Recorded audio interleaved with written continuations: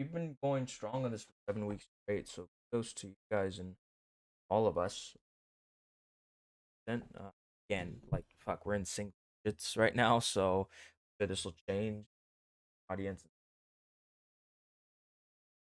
We got Naz, Roy, and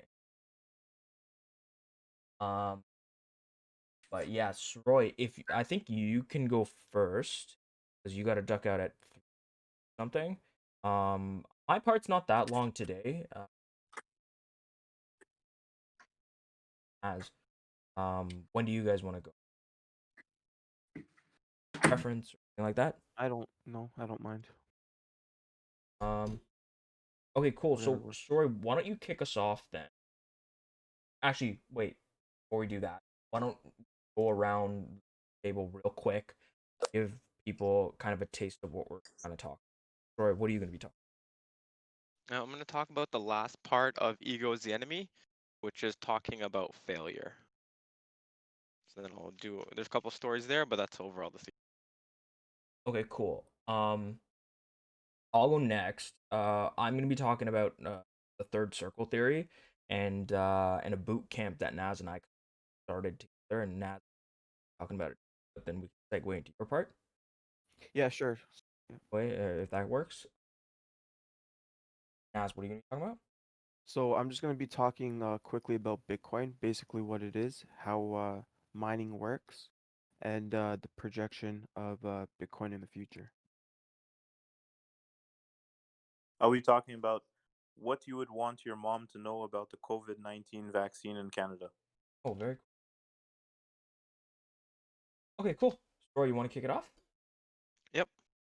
Okay, so the third part of Ego is the Enemy is failure. The first part was aspiring, and then the second one was success. Um, so it kind of starts off about a story about Catherine Graham. So she was the daughter of Eugene Meyer, who was a like successful finance genius, they said, who made his fortune on the stock market. So he bought the Washington Post when it was kind of struggling, and he starts to turn it around. So by like all accounts, Catherine grows up quite like nice, like everything is kind of given to her because like her dad was very successful. Um, and then her dad ends up giving her control of the Washington Post, and then she gives it off to her, as they say, equally impressive husband, who starts to run the business. Things kind of take a turn for her though, where her husband Philip's behavior starts becoming like increasingly erratic. He starts like drinking very heavily. He's taking like very reckless business decisions. He starts buying things he can't afford, and he starts having affairs. Um, and like in terms of like rich people problems, like having a very public affair is like publicly humiliating. Um, and then her husband ends up suffering a mental breakdown. So Catherine attempts to kind of nurse him back to health, but while this is happening, he actually ends up shooting himself with a hunting rifle while she's taking a nap in the other room. So at the age of 46 in 1963, with zero experience, she's now in charge of the Washington Post, and she has to lead it. So like this is where like her life kind of takes a turn. Her first challenge is like her board of directors. They're very conservative and risk adverse. She wants to change her executive editor, but it goes against their advice. But she ends up doing it anyways. Um, and then they're working on trying to like make the company go public and like IPO. And during this, they get a bunch of stolen government documents, and then she has to factor if she wants to release these or not. So even though there's like a court order preventing her from their release, and her company lawyers and board of directors all tell her not to release it, she ends up doing it anyways. This makes her like an enemy of Washington. So the general attorney of the White House kind of says like the White House is planning like ways to screw over the paper, kind of ruining her reputation. So the IPO doesn't go well. Um, the stock's not doing too hot, and then there's an investor who's buying a lot of the stocks in the stock market. So the board is like very scared of a hostile takeover, which is when like a company or a person buys out more than 51% of the shares of the company on the open market. So Catherine has to go deal with the investor. She ends up talking to him and kind of like making sure everything is okay there. Um, and then on top of that, her employees, like her employee union, goes on strike. They start wearing shirts saying Philip shot the wrong gram. And then they said even with this, she decides to fight the strike. So then the union, they sabotage her equipment. They like beat up an innocent employee and like start a fire in one of their buildings. And usually when like a newspaper company employees go on strike, their competitors usually kind of help out to cover the cost because like right now they're not printing papers.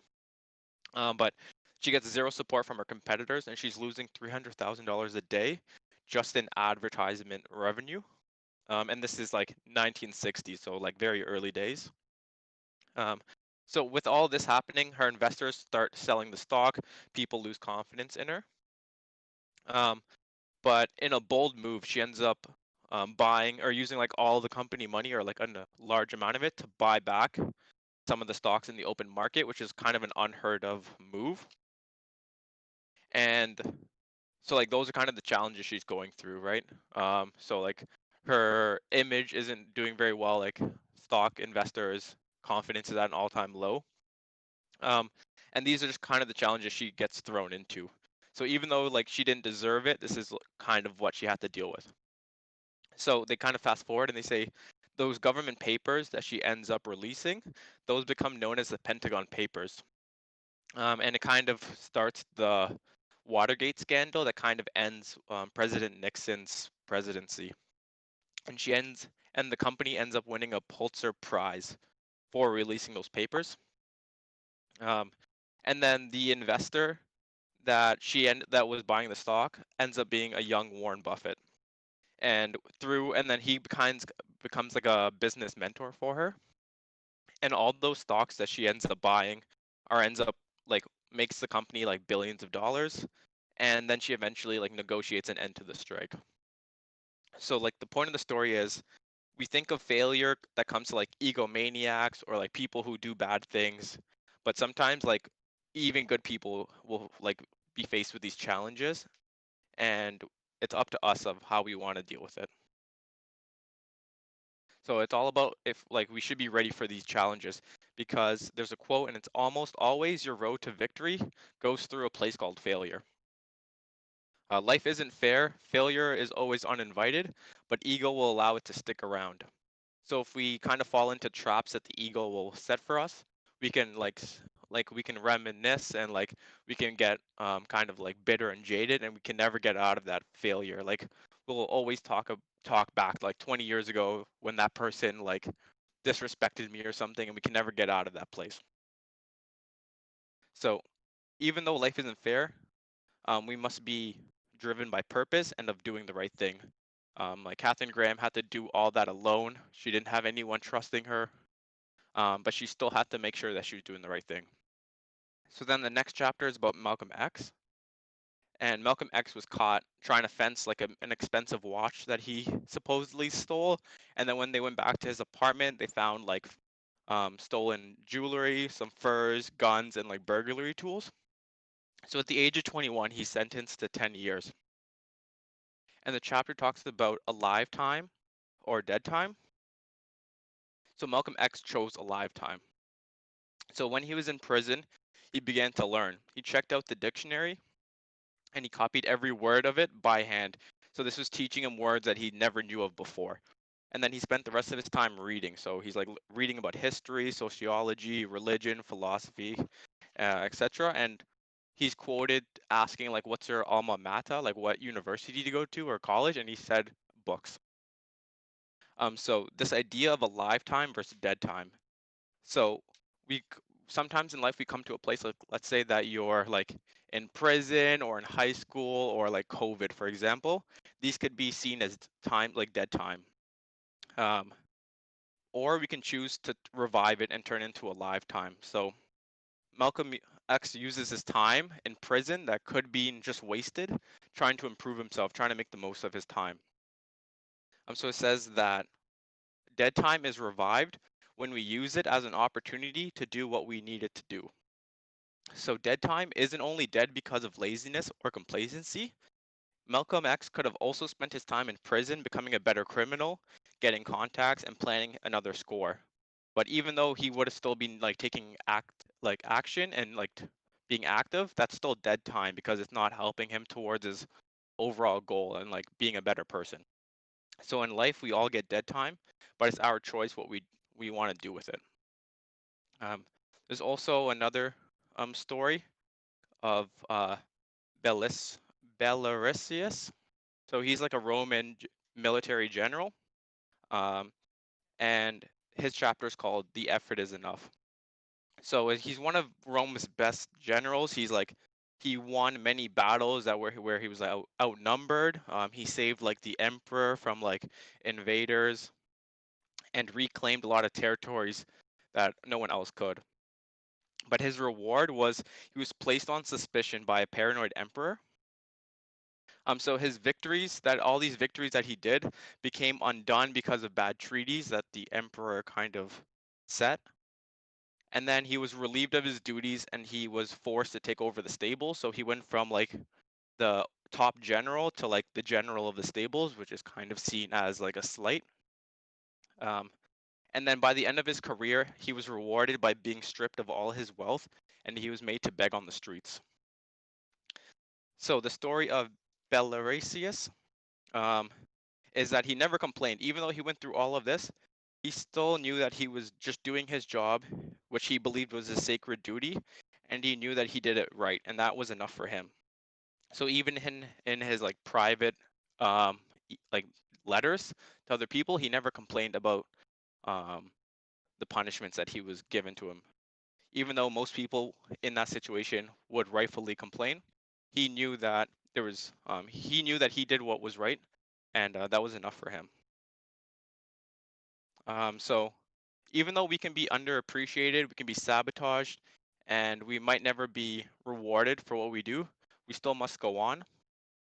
And then there's a quote that says, "Success is a peace of mind," which is a direct result of self-satisfaction and knowing you made the effort to do the work to become the best person you are capable of becoming.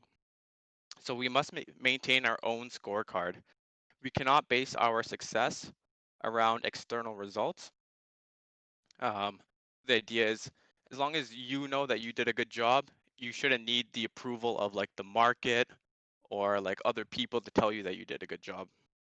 And then they talk about the story of Tom Brady.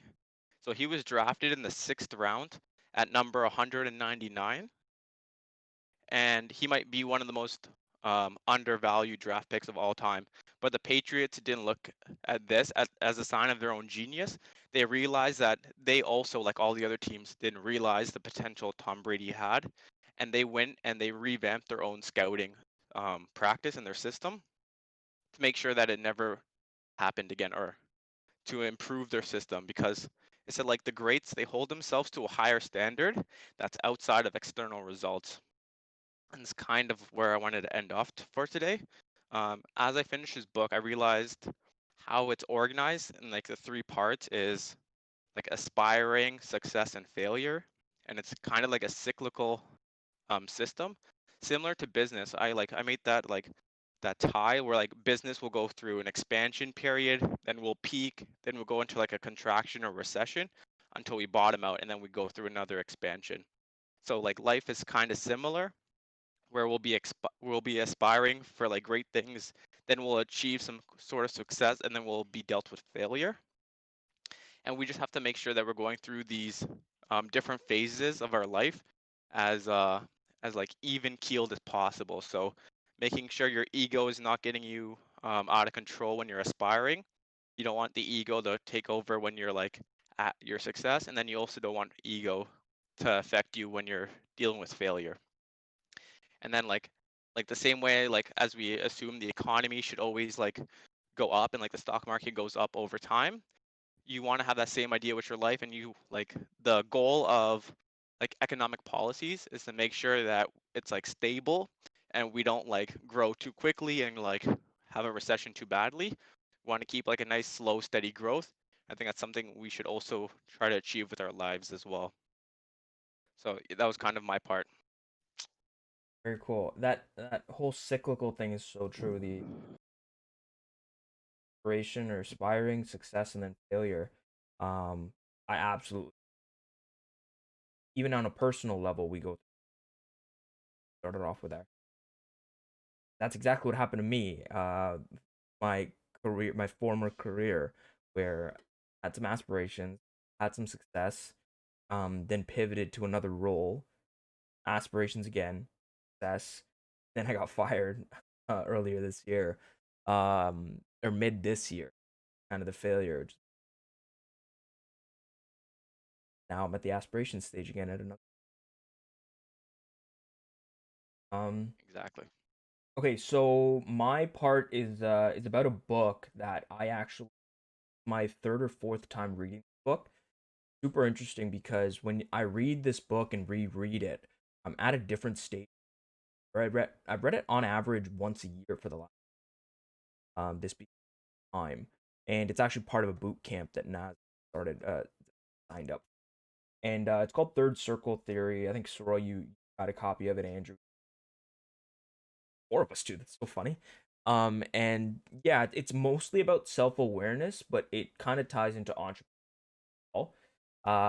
It kind of serves to help elevate your way of thinking and changing your perspective to help identify your purpose and answer questions. Kind of like, why are some individuals more capable than others? Actually, he's got a list of questions here that start the book off. So it's like, what is it that makes certain individuals so much more capable? What is it that allows innovation into place? Who are those people who hold that capacity? And why can they create the change we all know is needed? Why are these individuals always full of energy and yet others just always feel lazy? Um, so he talks about kind of he sets the stage for three goals, which I'll get into. That a lot of people, according to him, again, common law or anything like that. It's not a given rule, but he breaks people down into three different circles. Graduate from one circle to the next, and you can regress, kind of like the cycles that Soroy was talking about. He PJ, this is the name of the author. Is my good. Is that entrepreneurship is like the ability to bridge a gap that's never before. Versus business owners are those who look to replicate and monetize in process. So if I own a franchise or I create an identical competitor to a business that already exists, then I'm a business owner, right? But an entrepreneur is truly someone who identifies a gap and finds a unique way to fill that gap. Um, so on he talks about the difference between arrogance and confidence. Really cool. This book is really interesting because like you have to really it with an open mind. And a lot of folks that again let their ego blind or cloud their judgment, they can kind of get offended by a lot of parts of it. So yeah, I need to preface that if any of you are interested in it.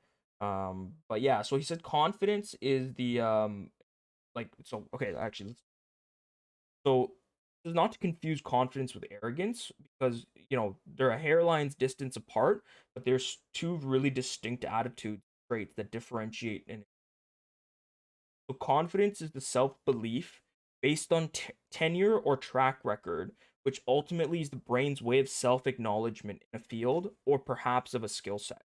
Arrogance, on the other hand, is a highly manipulative trait where a person believes himself to be superior to others without any real merit or accomplishments to support it. So they're similar but very different, and I'm sure you've come across different people. And it's really important. Like in the beginning, sometimes people can seem confident or arrogant and it's hard to identify it, so you won't be able to tell right away, but it takes time to really understand and kind of observe the individual, how they're acting on a basis, and identify their track record to see, is this really confidence or is it just arrogance? Another cool thing that he talks about is common sense. So common sense is like when a majority of a group, like a country, organization, or whatever, they agree on certain beliefs or values, right? So they come to a common agreement that whatever's discussed is true. So again, green light equals go, red light equals stop. Now, anyone that doesn't conform to this is going to be deemed as lacking common sense, right? But here's the thing though, this common belief had to be created somewhere and by someone. Therefore, it may or may not be true, but now the group just accepts it, right? And now, if other groups don't accept this theory, they create their own commonly accepted rule. symbols. And in return, they're going to naturally create a disconnect. One party from each group spends a day with the other, right? And so this is no different than what society goes through, like as immigrants from one country with X beliefs come into a Y country with a different set of rules and values. So the question he asks is, why is your group's set of values and beliefs more accurate than others? Who decides which group is right or wrong, and which set of values and beliefs are indeed accurate? So that I thought that was super interesting because like, we're taught to just be like that person doesn't have common sense, that person's dumb. And sure, don't get me wrong, like some people are just ignorant of certain things or this. But common sense is really nothing more than our own observed beliefs. And that's why you can understand why the world has so many individuals at so many different levels of understanding. So it's really interesting to take a step back and understand where these from and that they're just rules that just created by someone. Like example, why is an orange called an orange and why is it the color orange? It's just abstract shit that we just someone came up with and we all just believe, right? Which again, like if someone else comes up with a different thing, it's just abstract, fairy dust crap. But interesting to look at it that way. There was a video that was associated with this that I'm gonna go off on a little bit of a tangent for, then I'll go back into the book. But they say that it doesn't matter what job you're in, um, be the best at that job, right? So they say, like even if you're a fry cook, even if you are a janitor, like whatever it is, like don't complain about the job that you're in and blame your circumstances and become a victim of your circumstances. Focus on being the best at what you're doing, and then opportunities naturally will come your way. But then you always also have to make sure that you're looking for those opportunities. He also says that you shouldn't make money your end goal. You should make the goal again to be the best at what you're currently doing. So if I was a chef and my goal is to own a Lamborghini, right? That's a very short-sighted goal and it's a monetary materialistic. What I should instead focus on is being the best chef in my town no matter what. Increase my exposure, find ways to improve, scale my business, all that fun stuff, right? And then eventually, the Lamborghini is going to be a byproduct of my success and of me putting my energy into the right. Um, that's a cool thing about that opportunity. So like, it's a good thing to like aspire to have great things, but it's really important that you're putting action towards it, and it's got to be productive action, right? Like if I again, the example with the chef again. If I want to be the best chef in town, and I'm just working out every day, like I'm not really sure the working out may have some indirect influences on me being a chef, but if I'm not learning new recipe, you know, what's the word I'm looking for? Uh Networking with other chefs, finding ways to expose my brand. If I'm not doing those things, then I'm severely limiting my chances of getting to where I want to be. So that's the other thing. You have to take productive action. Here's the quote about opportunities. Opportunities lie all around us. From the lifetime opportunities we encounter every day by meeting new people and learning from them, to new directions we can our lives. These opportunities appear in front of us each and every minute that we exist.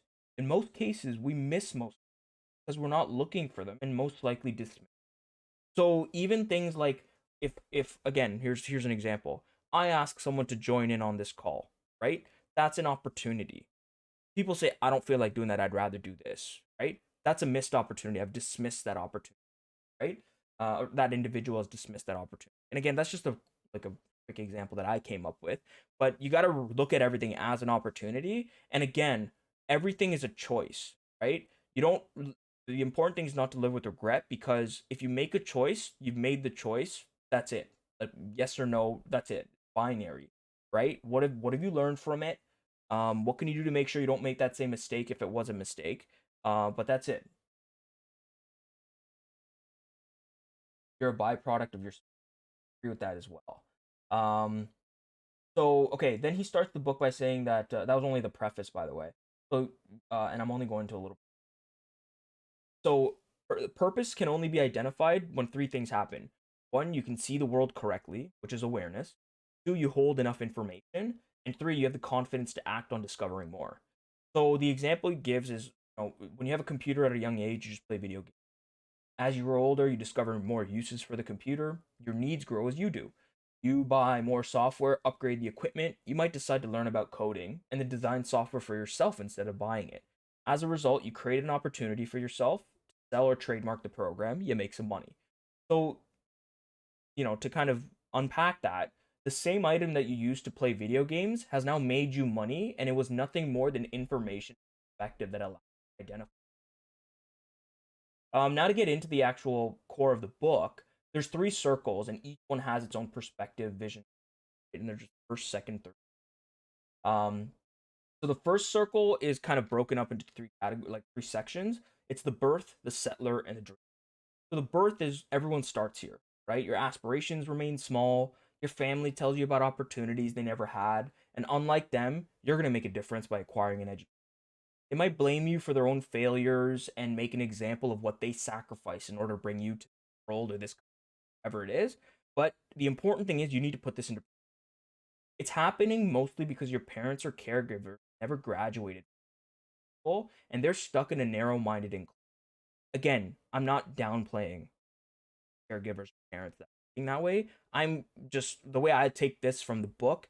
It's just giving you an idea as to where they're coming from, so that you can process that information instead of it being dictated down to you and you not being receptive to.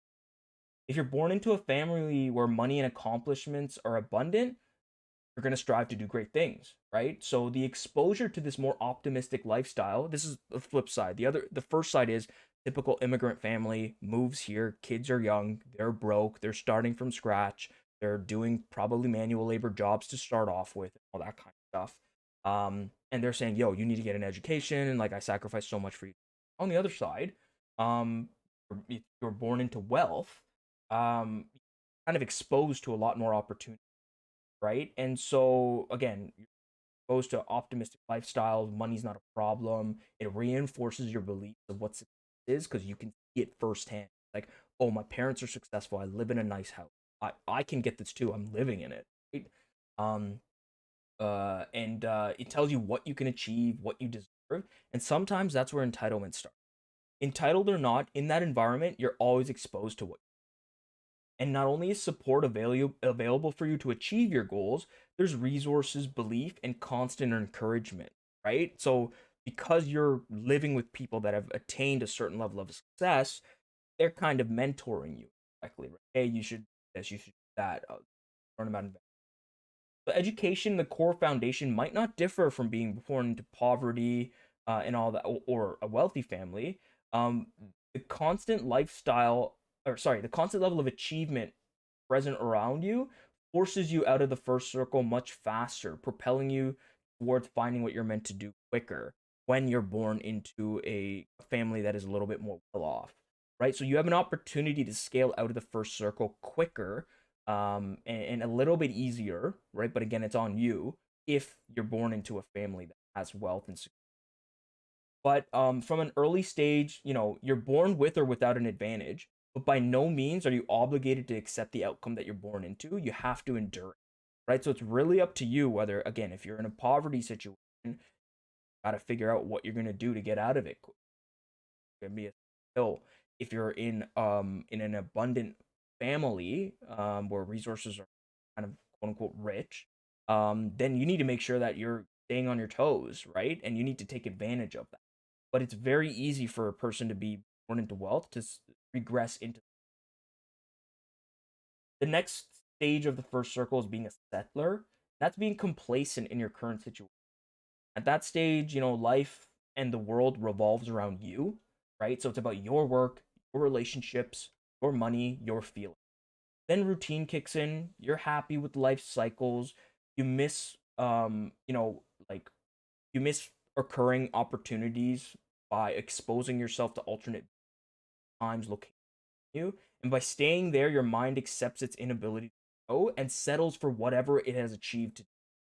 Um, Then the next stage in the first circle, again, we're still there, is the dreamer. And that's the stage where dreams and reality never, right?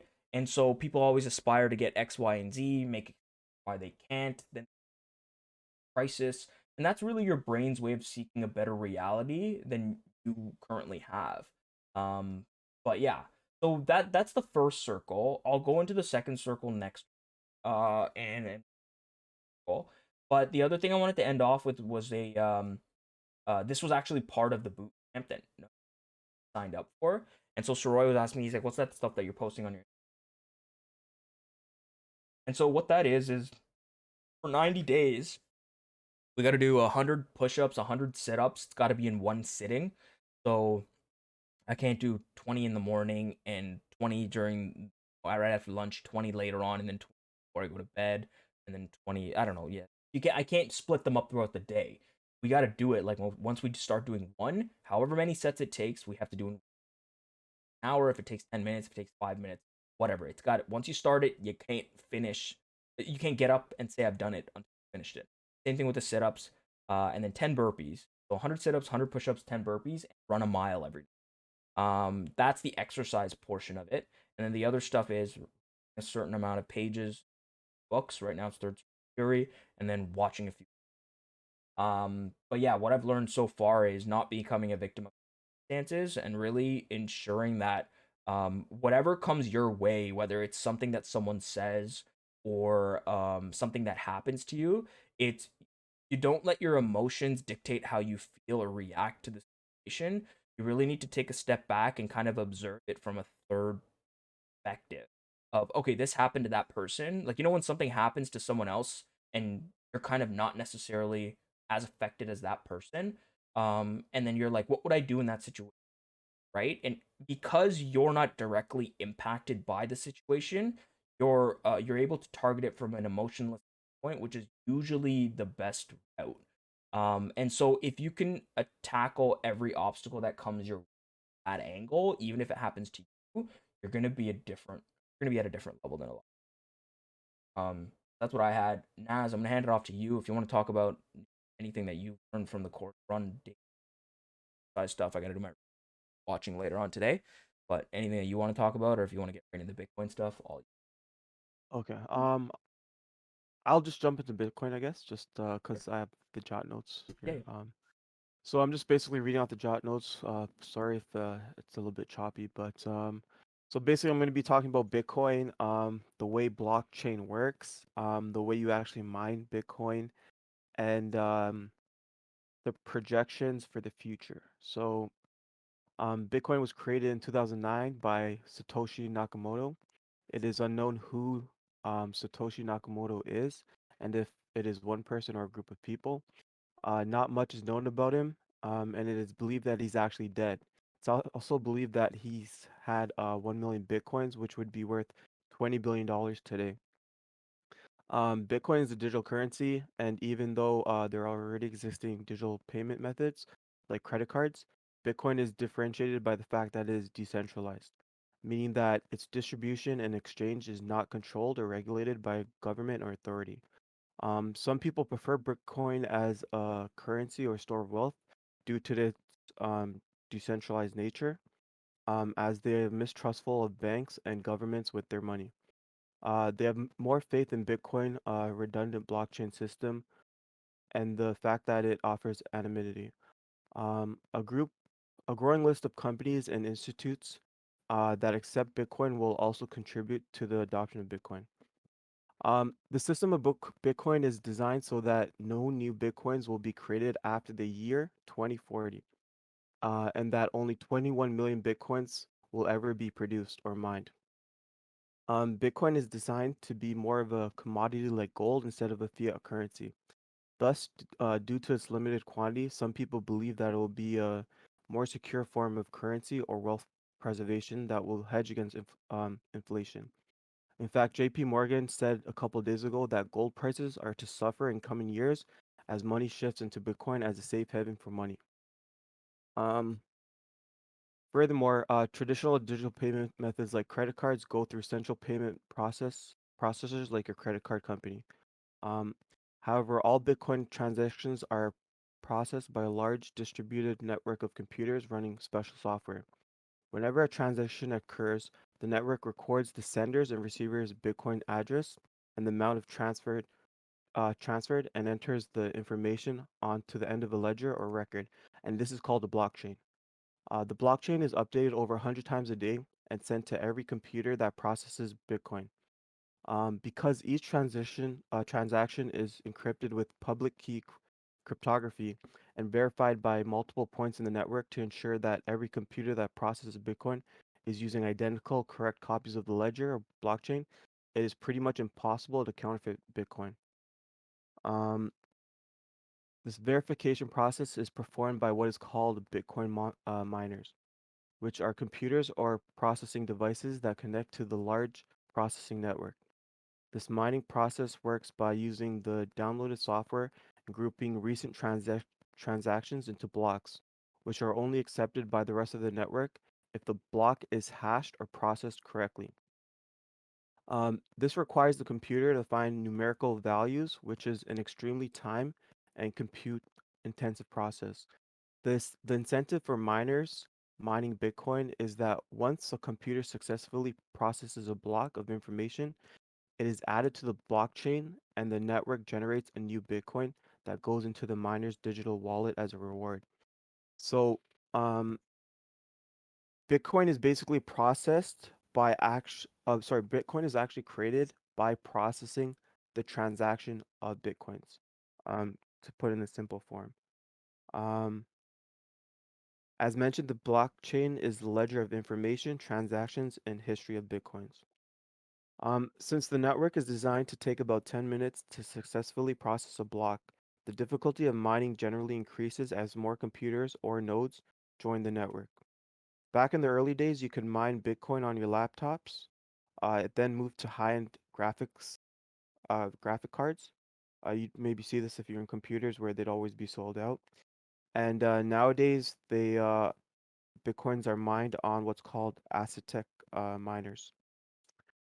Um, Unlike graphic cards, though, these Aztec miners can only be used to mine Bitcoin. They cost thousands of dollars and use a lot of power, so profitability is squashed in many parts of the world where there's high electricity costs. Um, when Bitcoin mining first started in 2009, the reward for mining a block was 50 Bitcoins. But the creator of Bitcoin, Nakamoto, put a rule into the protocol of Bitcoin that every 210,000 blocks that are processed and added to the blockchain, um, or roughly every 4 years, reward for successfully processing a block is halved. And this event is called the halving event. Um, so the first halving event happened in 2012. Just for reference, Bitcoin first started in 2009. Um, so the first halving event started in 2012, where the reward for mining a block went from 50 Bitcoin to 25. The price of Bitcoin increased more than 9,000% after this, um, in that first year. The Bitcoin halving event happened in 2016, the second one, where the reward went from, as mentioned, 25 to 12.5 Bitcoin. The price of Bitcoin increased 3,000% after that. Again, the first time it halved, increased 9,000%. The third halving event happened this year in 2020, where the reward per block solved went from 12.5 to 6.5 Bitcoin. And the major increase for the Bitcoin price hasn't happened yet, is expected to happen. As mentioned, this halving expected to happen every 4 years until the year 2140, where the supply of Bitcoin to mine will become zero. That's basically it. You guys have any questions? Yeah, I had a question. So, out of the different coins, Yep. you say Ethereum is the second? Most Oh, popular, yes. And I think Bitcoin is only the most popular because um, of its hype. Inherently, it's not actually better than any other coins. Technically, Ethereum is a better coin than Bitcoin because Bitcoin's transaction time takes pretty long, where Ethereum is pretty fast. I think it's a couple minutes. And I think there's stuff that is maybe even as fast as a minute. But Bitcoin takes a couple of hours, I believe, to actually to how receive. was that possible? I thought they used the same kind of technology. Like, here's what I thought, and Yeah. what the correct way to look at it. I thought they were just like it was like different currencies using the same kind of like a coin, like a euro versus uni.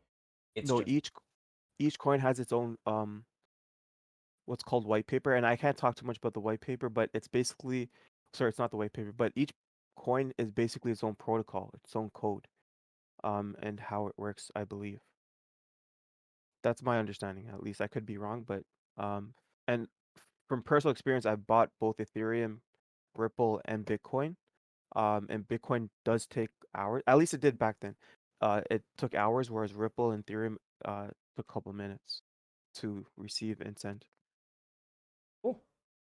There's also the white paper, like I mentioned, which explains the coin, which I can maybe go into next week after going into further research. But I'll probably explain what the white paper is, which is basically like when you when you research a stock, you want to read its 10K or 10Q, which basically tells you everything about that stock for um that what is it? That time. It basically tells you everything about how the company's going and its financials and everything like that. The white paper is kind of the same thing for the coin, and it tells you how the coin works and the technicals and specifics about the coin. So I'll probably actually do that, talk about the white paper next week. I Yeah. But like I said, the pretty cool part about Bitcoin is like the halving and like, after every halving, um, historically the price has increased like, 30 times, 90 times, and now it's expected to increase 10 times. So it's supposed to go from whatever it was at the start of the year, which is less than 10K, but both expected to go to 100K. Um, well, that's what they say by the end of next year. guess like no one's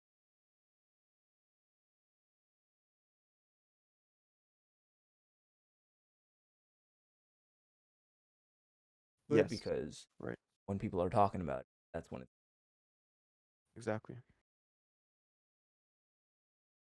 Andrew. There? Yep, ready to go. Cool. Excited to hear about this vaccine. Yeah. Little So shift in things. the reason I want to do it is because I've been hearing a lot about it personally, and like there's some things that scare people, including myself, and I don't want to be scared. I just want to be informed. So, we've all been hearing a lot about the COVID-19 vaccine recently, but sometimes info isn't the easiest to pin down about corona. So, an example I'll give you is York Region has a lockdown starting today at midnight. And to find out if my business could stay open or not, I had to search like so many news articles. And then I found one that was linked to the York Region official statement. And then when I found the York Region official statement, it linked me to the Government of Ontario's rules and regulations. So when I finally found this sixth website, I was able to ascertain that my company is allowed to stay open. But it just means that information isn't like readily and easily available for everyone else. So I've been feeling the same way about the vaccine, that all the info is all over the place, and I wish I could have one resource to understand it easily. And then in addition, for most younger people, their greatest concerns are about their parents and their grandparents, and we don't want anything bad to happen to them because of corona, and in addition because of the vaccine. Because I don't know about y'all, but I've heard one or two stories that are like scary about like allergic reactions and things like that. So, like what would we tell our mom about all this info if she asked us about the vaccine? So, I'll start with the facts. So, the vaccine that got approved on December 9th was by Pfizer and Pfizer dash BioNTech COVID-19. It was approved by the Canadian federal government. Moderna is a second place runner up. They're hoping to have that one approved by 2020. The Pfizer vaccine was approved on Wednesday after scientists finished a 2-month review of the company's clinical trial data. Canada is the third country to authorize the Pfizer vaccine after the UK and Bahrain. Um, the data provided, this is a quote, the data provided supports favorably the efficacy of the Pfizer and BioNTech's COVID-19 vaccine, as well as its safety. The department said in its report authorizing use of the vaccine in Canada for people over the age of 16. There's an important part about over the age of 16 I'll get to shortly. Um, so what they're saying is the efficacy of the vaccine has established to be approximately 95%. The vaccine was well tolerated by participants and has no important safety concerns, the benefit to risk assessment for the Pfizer BioNTech COVID-19 is considered favorable. So the last sentence says the efficiency of the vaccine is 95%, which sounds great, but what does that really mean? And then there's another sentence there that said the benefit to risk assessment of the vaccine is considered favorable. To me, a layman, this means that there could be risks, but as long as the benefits outweigh the risk for the whole of society, this means that it's possible for a few people to be affected by the vaccine, while the benefit to risk ratio is positive enough that more people will get helped than people who get hurt, as assessed by the federal government. So let's start with the efficiency of the vaccine being 95%. What does that mean? Does it mean that there's a 95% chance it will protect us from getting the virus? The answer is not clear about this, and that the reason is as promising as the 95% results are, they were only able to show if people who were vaccinated became sick with the disease, and not whether vaccinated individuals could still be infected but don't have any symptoms. So let me say this again. This means that there's a possibility that vaccine recipients could still unknowingly get COVID and spread COVID to others because they're asymptomatic. So the 95% means that the people who would normally get sick and would normally show like symptoms and have to go to the hospital and stuff, this helps those people by 95%. The vaccine has an unknown benefit to people who are asymptomatic carriers. Basically, the scientists don't know how well it works for people who are asymptomatic carriers. And throughout this whole thing of Corona, we've always wanted to know about the asymptomatic carriers. How much do they spread it around, this and that? So that answer is still not there. But although we don't know how it affects the asymptomatic carriers, it will still is very effective, because if out of 100 people who usually have to go to the hospital because they have symptoms, 95% of them won't have to, then that's a great benefit for the healthcare system, which is the whole point of everything. This will help 95% of the people who usually have to go to the hospital with extreme cases, but it won't, for example, stop the asymptomatic transmission. So that's why, like with the vaccine, everyone will still have to wear masks. Um, so Pfizer had more than 43,000 participants in their trial, one of the largest trials ever conducted, and regulators found that the vaccine's efficacy was um, consistent across age, gender, race, and ethnic demographics. For vaccines, each participant gets 2 injections, 28 days apart.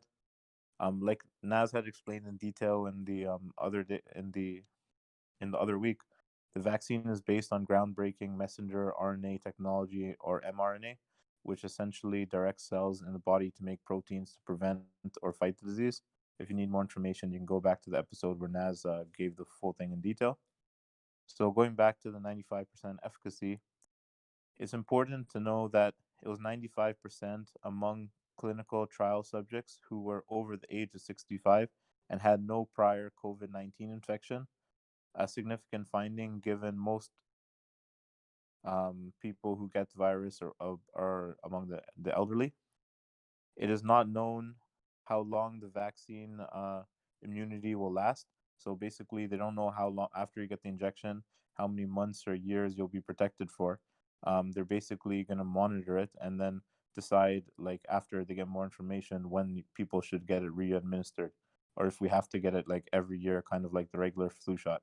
They're just going to be watching the situation and deciding that on the go. Um,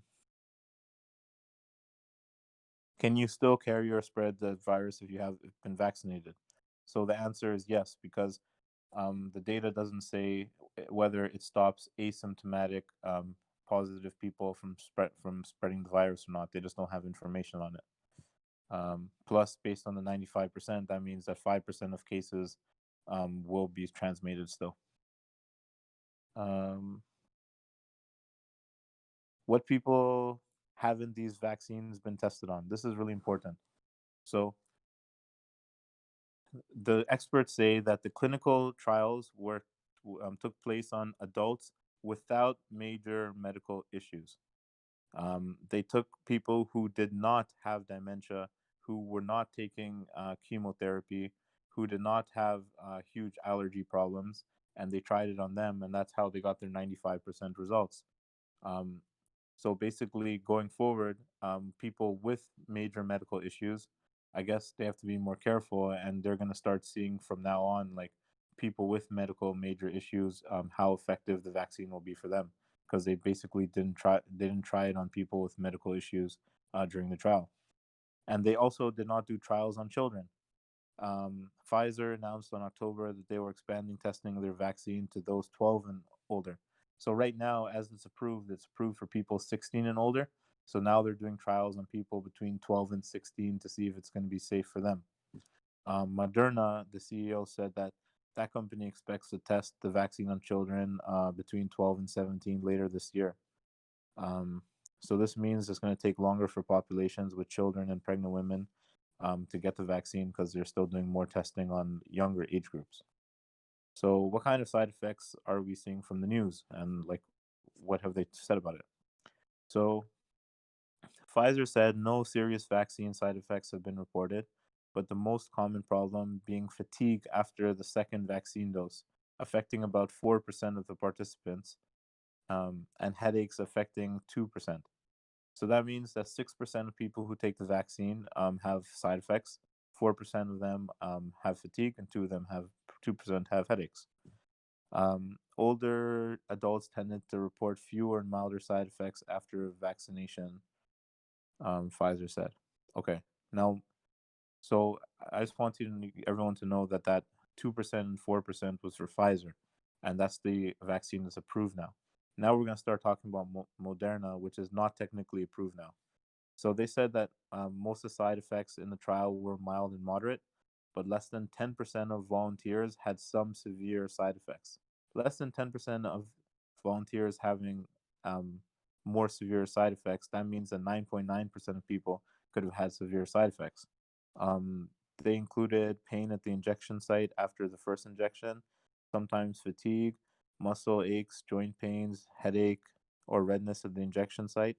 The doses uh, so basically, the doses using so in their trial for Moderna, they actually reduced here using the doses used in phase 3 are lower than those um, where they had some systemic side effects earlier in the trial.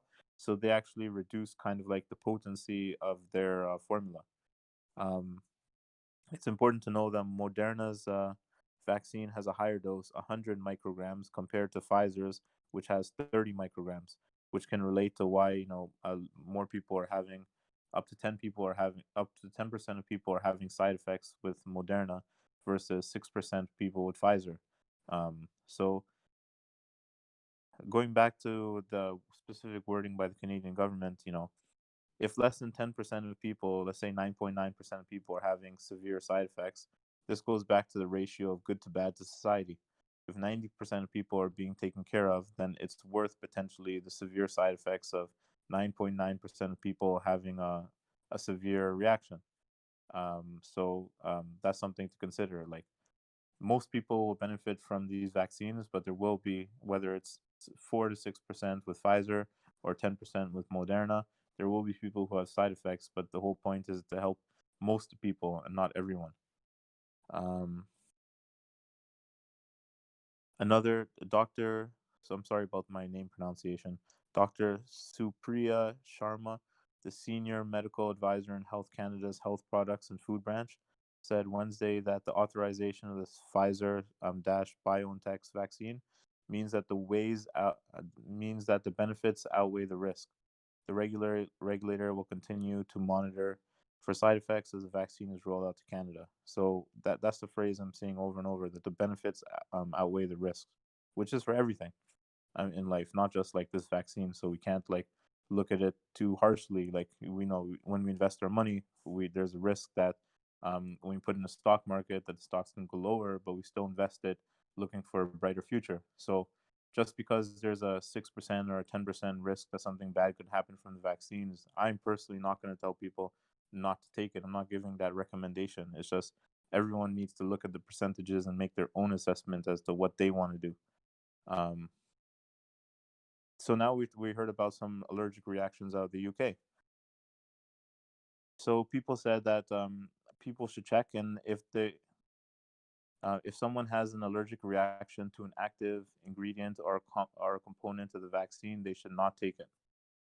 Um, so because this goes back to, these vaccines were used in very healthy people in the testing. So we're going to see what happens to people who have allergic reactions. They're saying that they should actually avoid it. Um, Allergic reactions were not reported during clinical trials. However, people with previous serious allergic reactions to a vaccine were excluded from clinical trials. And it's not unusual for rare adverse side effects not seen in clinical trials to appear once mass vaccination begins. So yeah, as we do mass vaccination, we're going to see what kinds of people have allergic reactions, because we're testing it on so much more than just the I think 40,000 that was done during the trial. Uh, okay, now the other thing that we've maybe seen in the news, is that some people with Bell's palsy, which is basically a temporary facial paralysis. So 4 people who took the Pfizer vaccine got this Bell's palsy, and they had temporary facial paralysis. Um, One of the patients have recovered so far, and there's no evidence that the vaccine caused the problem. So then it goes into, does the COVID-19 vaccine and Bell's palsy, is there a link? So they're saying, based on the research, there has been no link established. The reason why is the normal incidence of Bell's palsy is roughly 20,000 people out of 100,000 in the normal population. Sorry, is 20 people out of 100,000 people in the normal population, just without vaccines. So if Pfizer studied 38,000 patients, then given the ratio of patients that they studied, the 4 cases is within the normal ratio of people who usually get Bell's palsy anyway. So there's no direct correlation or relationship between the vaccine and Bell's palsy appearing in these 4 people. Apparently, a similar issue arose decades ago when a few isolated cases of people developed Bell's palsy after getting a flu vaccine were reported. However, no study ever established a link between the flu vaccine and Bell's palsy. It could have just been the natural amount of people who normally getting it showing it. So I guess wrapping up, should you be worried about the new vaccine causing Bell's palsy? Probably not, since no link has been established. The small number of study subjects known to have developed it dwarfs the hundreds of thousands enrolled in the study trials, going back to like the ratio of good to bad. The good is good enough. So who will get the vaccine first? In Canada, the first group of recommendation for vaccination are long-term healthcare residents and workers, followed by seniors over 80 and frontline healthcare workers. I don't know if y'all heard, but they're going to start immunizing the doctors, and some doctors in Toronto as early as this Tuesday. The shipments left Belgium and stuff like that, and they're starting to distribute it. Canada has enough supply planned to have everyone in Canada vaccinated by September 2021. And I don't. This is an interesting fact. Canada has ordered roughly 418 million doses of COVID-19 vaccines from 7 different companies as an insurance policy against the possibility that some of the vaccines in development prove to be ineffective. So, for example, let's say that the Pfizer one ends up not being effective in the real world testing. They have 6 other companies that they've ordered it from, so that in case those are better, then they'll be able to access those. I don't even want to think about the cost of all this redundancy and stuff like that, but they're doing it out of trying to control this situation. So one of the key takeaways from all this is that the Pfizer vaccine is 95% effective on the tested healthy people in the trials, people who would normally show symptoms and get sick. So it is a step in the direction for people who would normally show symptoms and get sick. We just don't know about um, the fate of non-healthy people, the asymptomatic people, if it'll work on them or not. And then we have to deal with all good things have the risk. So with the Pfizer, we're looking at 4 to 6% of people that could have some side effects, and with the With the other vaccine, we're looking at up to 10% of people, the Moderna, up to 10% of people that could have a severe side effect. And that's what I had. Um, I had a question. So regarding vaccine itself, so they've already tried it on 43,000 people Yeah. in Canada. No. I think out of that, 30,000 were American, and Oh, then the rest were broken down from different people in different countries. you have to get multiple vaccines, not just one shot. Yeah, each participant gets 2 injections, 28 days apart. Okay. And now, like you were saying that it doesn't completely um prevent the individual from becoming a carrier of the, but it does prevent them from having symptoms that affect their body. Did I get that right? Basically, yes, because okay, so there's two types of people. There's people, right, forget about the vaccine for now. Sure. There's two types of people right now. There's people with corona and they have symptoms, and there's people with corona and they don't have symptoms. So basically, what this is saying is for the group of people, however big that group is, that do have corona and do have symptoms, this will help them by 95%.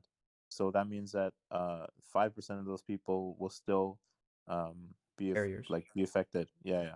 Okay. But then for the group of people who we don't know who are asymptomatic, which we've never been able to measure properly, then we don't know how it'll help those people. And do we know how the virus affects? Does it affect their lungs at all, or do they just carry it and affect them for? I don't know that technical answer to that. That would be interesting thing to check out.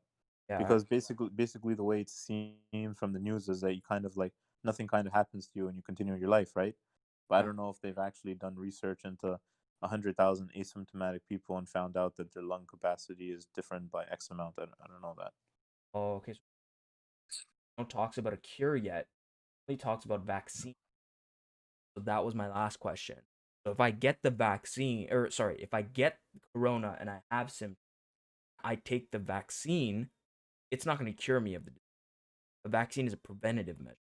That is Yeah, that correct? yeah, that follows my flow of understanding. Yeah, that's correct. In Vaccine fact, only stimulates immune. yeah, it creates antibodies towards the actual virus or issue. Um, Even with old vaccines, the way they created them was creating a neutral or neutered version of the virus and introducing it into the body, and so that sometimes things can go wrong and the virus becomes activated, or the effects of the virus is still um, created in the body, and sometimes at a much worse magnitude, and people get really sick. So that's why the new vaccine is very safe because it doesn't actually do that. That's why they get us to get a vaccine. You guys Correct. remember in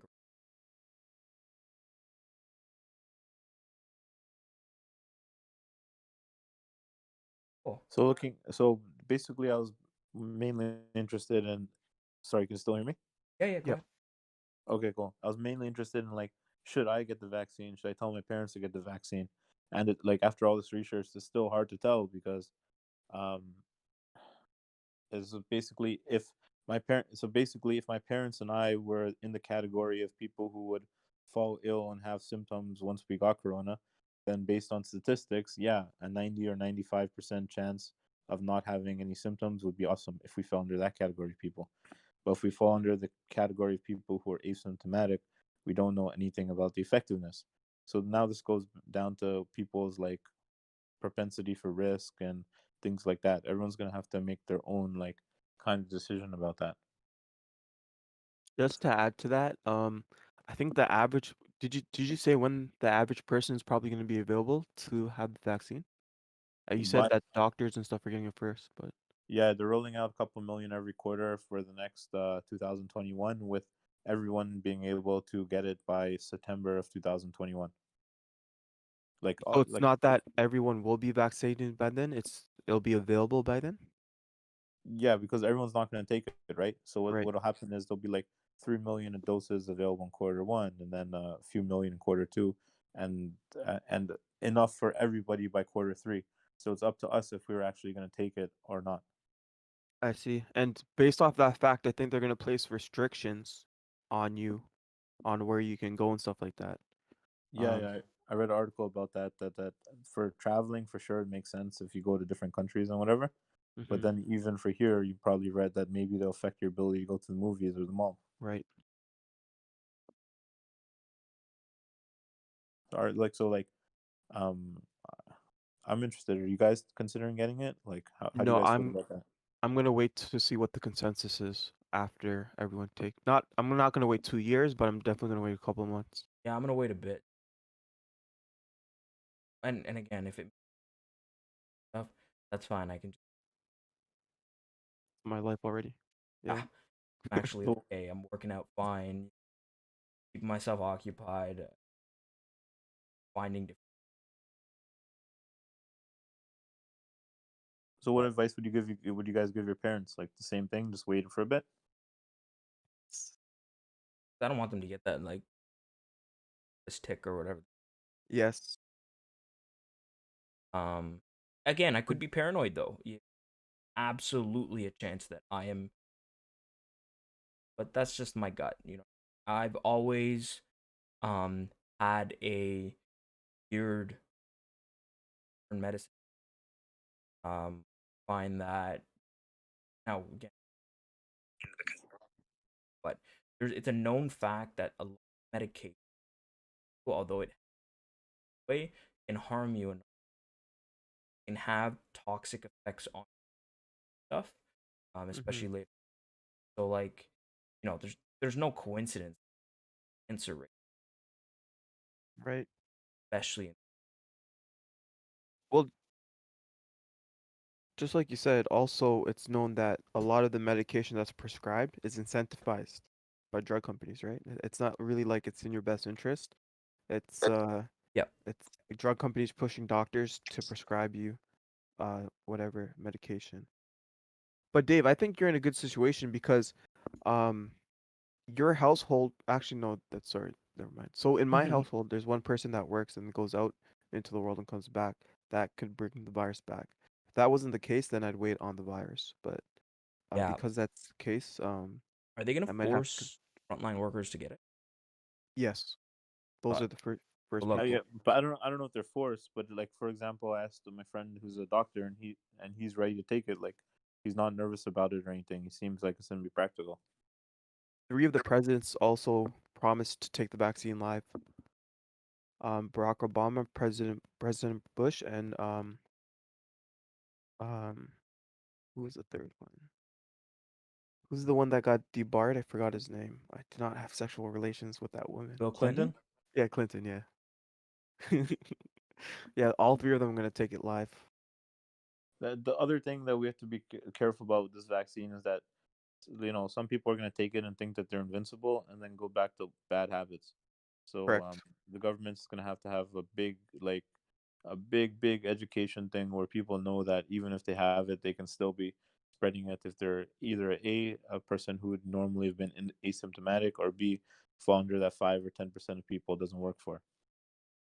But I also think that the the world, in a sense, is gonna lag behind the vaccines. So even though vaccines are gonna be provided, I think a lot of the stuff is still gonna stay closed until an understanding of how overall people are affected is realized. So I don't think they're going to open movie theaters at the same time that vaccines are available. I think they're going to wait to see how the virus still progresses before they open a lot of stuff. That's just how I think of it, but the way they've been so cautious, but maybe it could be wrong. And I do think that nursing homes and, like you said, frontline workers are going to be the first people asked to take it. I think nursing homes were a big thing. Yeah, my mom works at probably like she used to get a test every week.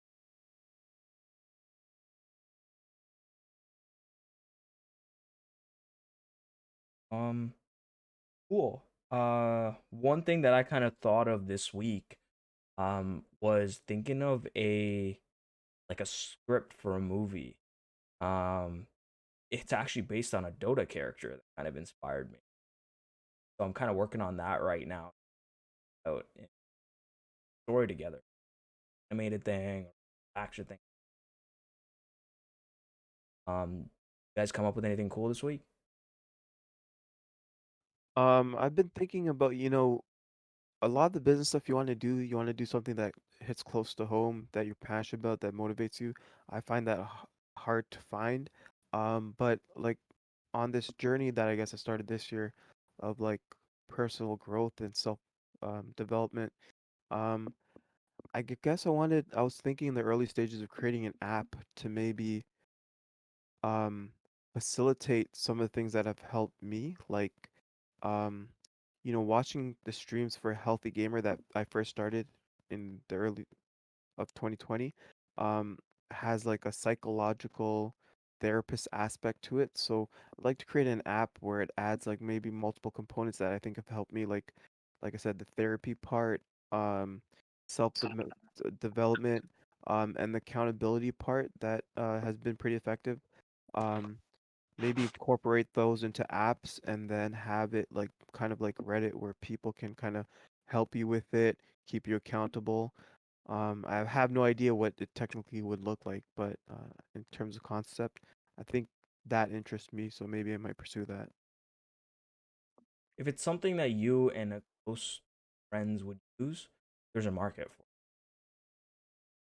You don't Yeah. have to- Everything else comes in later. Like I find that if you can create something that you genuinely would use yourself, and you can invite at least a few other people, it, I don't see why it wouldn't. And at the very least, that could happen. You create something. Yeah, that's a great way to look at it. One At thing that least you can help a couple of people. yeah, one thing that Naz actually came up with the day was, um, as we're going through this boot camp, he was like, I've been kind of obsessed with trying to change experiences rather than change self, and I thought that was a really cool perspective.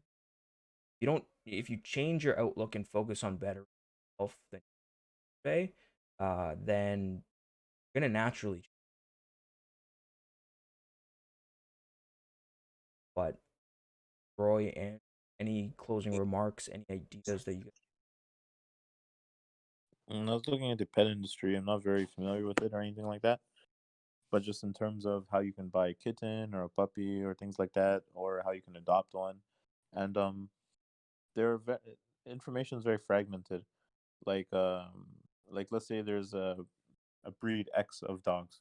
If you're lucky, you'll find an association of the kind of dogs, let's say bulldogs, and then it'll have a list of all the breeders in your area that are registered with this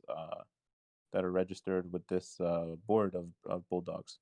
But then if you want to, I was thinking um, under more of an umbrella of having all kinds of dogs and all kinds of cats, all in one place, uh, including babies and kittens as well as adoptions, all in like one mega site that like kind of combined everything together. So it'll just be easier for people to find information and not just have to be so fragmented, basically making it like, let's say that you're someone in London, Ontario, and you can access an adopted cat in like Oakville or somewhere else that's not too far away but still within your range. But because you're only checking the shelters in your area, maybe you're not getting the one that you want or the one that fits your needs best or something like that. So I was looking at more of like an aggregate of like all things to do with animals that will put more information in one place. I actually great idea, and then go as far as um teaching people the different do that information, Hmm. and some of it works, some of it doesn't, and I can help with the kitten side, and I actually know a guy who dog whisperer help develop that side. So if you actually want to do something like that, because we're looking for a pet, going to be puppy, 100% that kind. Yeah, because in the webs in the US, you know how there's like eBay, there's Auto Trader, there's like many Kijiji. different car websites. Yeah, Kijiji, and then they have like Auto Tempest, which Auto Tempest creates search links with all those other search engines. So when you check with Auto Tempest, you get all those people's information. So it'd be kind of like the same thing for animals, where you have a master database that pulls from all the smaller databases to populate itself. Or just create a master database where if you're a kennel or a um, breeder, that's where you want signed up. Central portal for people to look for a pet. And let's start with Ontario, right? Because right now, literally, it's on Facebook and Kijiji. They're Kijiji. kind of saturated, kind of not very friendly to your eyes. Yes. And Um, they're and they usually like don't show the best. They don't have the best information about ratings and things like that. correct. It's like you're not getting like the Google reviews that you want and stuff like that. Yeah. Sorry, go ahead. I don't go ahead. I was just gonna say I'm very surprised that there's not an auto trader for pets now that I think of it. Pets, the industry for pets and its like sub markets is like huge, especially on Amazon. I think it's like probably just as big as like beauty and whatever supplies. It's probably the biggest like market you can get on Amazon. So it's a huge industry. I'm surprised, like I said, there's not a website that like is more centralized for everything. Well, I'll definitely check to make sure that there's not. But if you guys come across any, then definitely let me know. I think that's a great. Well, like you said, they're all smaller websites. I've been on a couple, especially recently. Yeah, they're all smaller. They're a little bit more refined than Kijiji, but nothing like AutoTrader. Nothing where I think that's a great market that you can capture. Yeah, I think there's something there for sure because it's all private.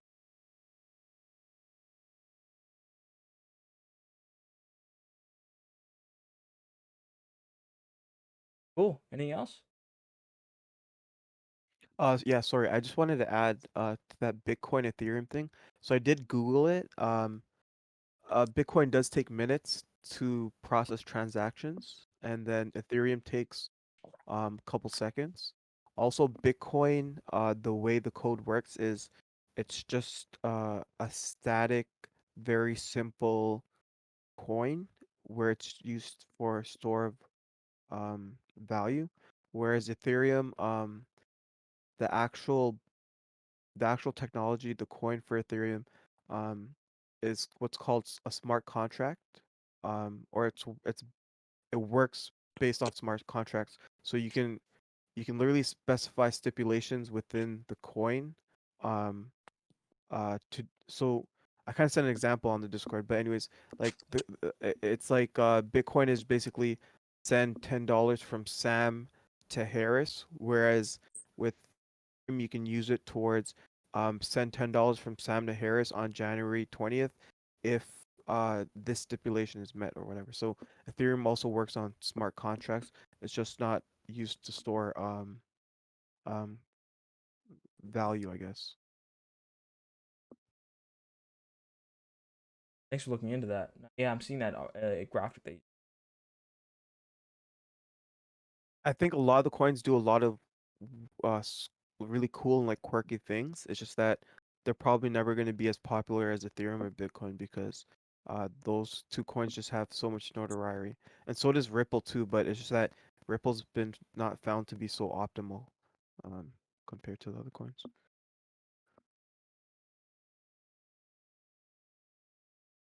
All right, guys. I'll see you guys next week. Sounds good. Appreciate you guys hanging out, reading to this, and hanging out. Yeah, I'll see you guys next week. Thank you guys. Take care. Have a good week. Crush it. Have a good one, guys.